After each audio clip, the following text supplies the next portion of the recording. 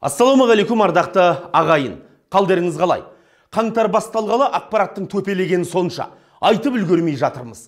Бастысы, халықтың ақшасын жеп, бәйбішесі мен тоқалын тойдыруды ғана білетін арсыз шенділер келмеске кетсе болды.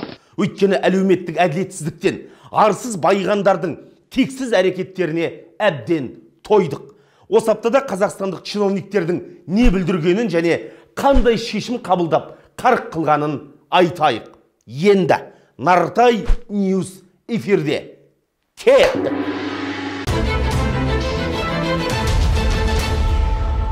Қазақстанда осы аптадағы ең басты саяси жиын жұма күні болды. Нұр Отан партиясының 21-ші кезектен тыс съезі өтті. Ол жерде президент Қасым-Жомарт Тоқаев Нұр Отан партиясының төрағасы болып сайланды. Және сол жиында президент бірнеше маңызды бастама көтерді. Оның ішінде депутаттардың қарапайым халықтың әлеуметтік жағдайын нақты айту керегін, қажет болса маңызды бастамалар көтеру керек екені айтылды. Одан бөлек партияның саяси кеңесінің құрамында да біраз өзгерістер орын алды. Кейбіреулері кірді, кейбір маңызды адамдар кетті. Мұның барлығын сол жиында болған ең маңызды мәлімдемелерді, шешімдерді төмендегі сілтемеден оқып көріңіздер. Өйткені елдегі ең үлкен партиядағы өзгерістер біздің өмірімізге әсер етпей қоймайды. Осы аптада сенаторлар сөйледі. Жұмыссыздықтың көрсеткішіне сенбейміз деп бір тулады. Онда жазылған ресми деректің бәрі далбаса деп келе жатқанымызға қанша болды құрсын. Әйтеуір депутаттардың құлағына жеткеніне шүкір. Одан кейін самұрық қазынаның есеп қисабын мұқият тексеру керегі айтылды.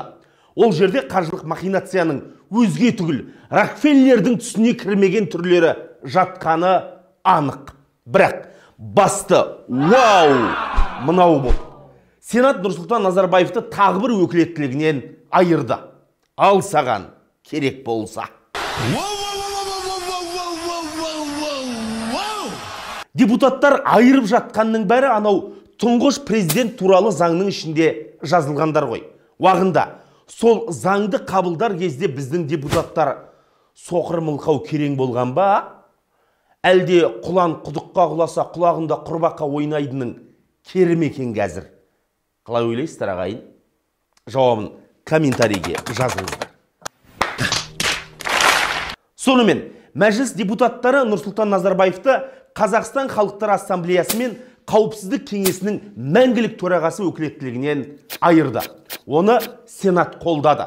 Өз кезегінде сенаторлар мемлекеттің ішкі және сыртқы саясатына байланысты бастамалар елбасымен келісілуге тиіс деген норманы алып тастады. Мұны дереу жарияладық. Сенатордың сөзі міне, біздің каналдан түпнұсқада көріңіздер. Бұдан бөлек елдегі шиеленіскен діни ахуал туралы өте мықты спикермен сұхбат жаздық. Көріп шығыңыздар, сілтемелер төменде.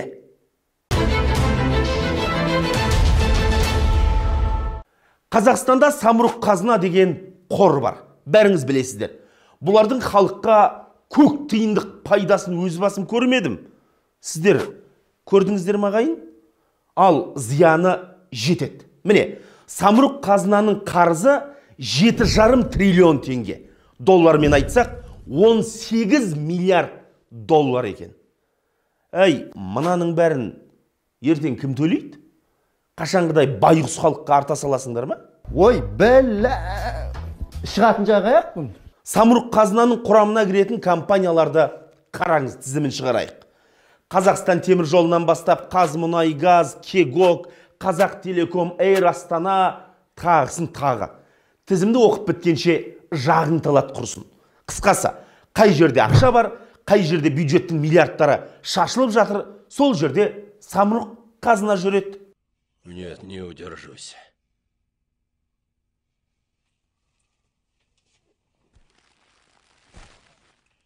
Бұларды халық аяусыз сынап келеді.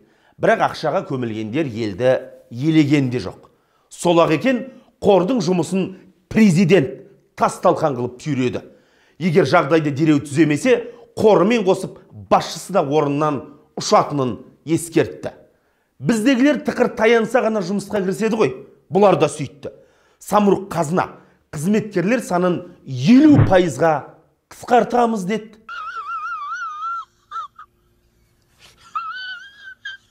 Ананы қара. Сонда бұған дейін жарты ұжым текке жүрген боп тұр ма? Ай, өз арттарын өздері ашып береді. Беттері қалың ғой бұлардың.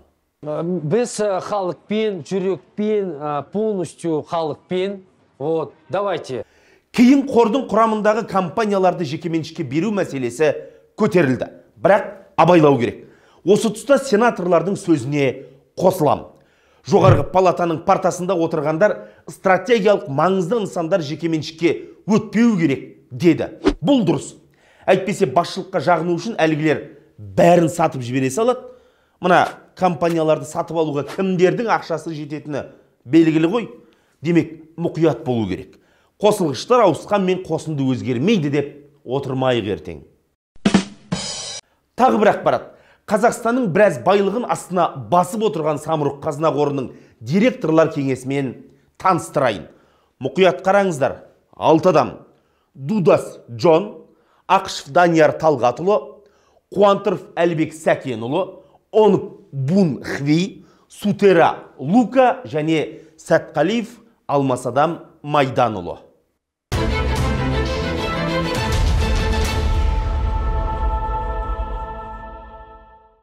Бюджеттен кеткен миллиардтар туралы айтқанда Атамекен кәсіпкерлер палатасын тасада қалдыра алмаймыз. Үлдемен бүлдеге оранғандардың бірі осы жақ. Соңғы апталарда сынауға жатып алған депутаттар бұларды да жайына қалдырмады. Мәселе мынада. Атамекен кәсіпкерлер палатасы қарапайым заттар экономикасын жасаймыз, шағын бизнесті қолдаймыз деп бюджеттен яки халықтың ақшасынан 600 миллиард теңге алған.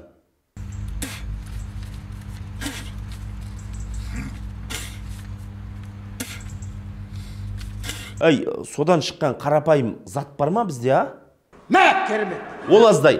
Алдыңғысының есебін бермей жатып Атамекен кәсіпкерлер палатасы ұлттық банкке қарапайым заттар экономикасы бағдарламасын қаржыландыруды 2022 жылға дейін создырып алған. Салдарынан бөлінген ақша 1 триллион теңгеге жеткен. Есепсіз ақша кетті.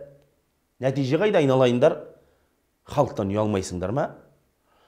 Жаңағы видеоны қайталай салайықшы. Мә, керемет.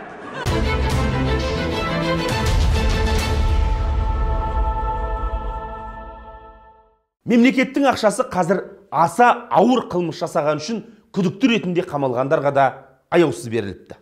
Ұжымдарына. Отанға опасыздық жасады деген күдікпен қамалған Кәрім Мәсімов ұлттық қауіпсіздік комитетін басқарып тұрғанда аталмыш органға жұмсалған ақшаның есебін шығарыпты журналистер. Міне, әр жылға бөліп жазған. Жалпы сомасы 1,7 триллион теңге. Нәтижесін өздеріңіз бағамдай беріңіздер.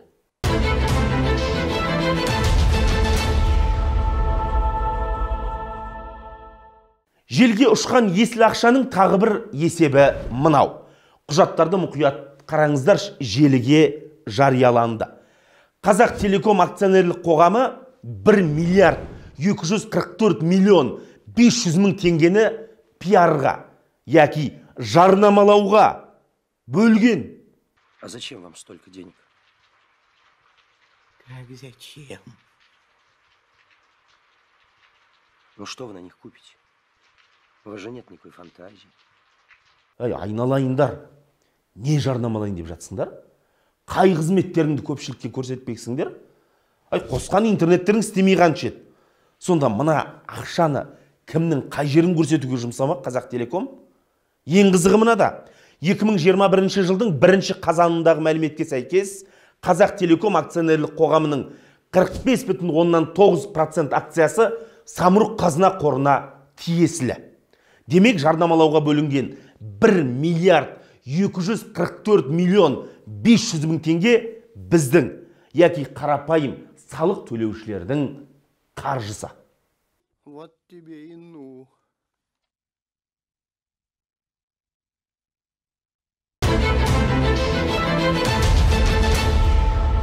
Енді елге жақсы жаңалық айтайық. Аз қамтылған отбасыларға пәтер ақысының жартысын мемлекет төлеп беретін болды. Индустрия және инфрақұрылымдық даму министрлігі үй жалдаған үшін төлем беру тетігін әзірледі. Ол 50-50 қағидасы бойынша іске аспақ. Яғни, жалға алынған пәтер құнының жартысын үкімет, жартысын жалға алған адамның өзі төлейді. Бұл көмекті баспанаға мұқтаж ретінде үй кезегінде тұрған көпбалалы отбасылар, бірінші және екінші топтағы мүгедектер және мүмкіндігі шектеулі бала асырап отырғандар немесе толық емес жанұялар ғана ала алады. Әрі отбасының табысы жан басына шаққанда 36 000 теңгеден аспауы керек. Бағдарламаны іске асыратын оператор отбасы банк. Бұйыртса жуырда өтініш берудің тәртібі шығады. Жаңалықтарды қарап отырыңыздар. Құрметті көрермен, ардақты ағайын, Нарта Ньюс осымен тәмам, біз аптаны қорытындыладық. Каналға жазылыңыздар, қоңырауды басыңыз, лайк қойыңыз, комментарий жазыңыз. Өйткені біз сіздер үшін қызмет қыламыз.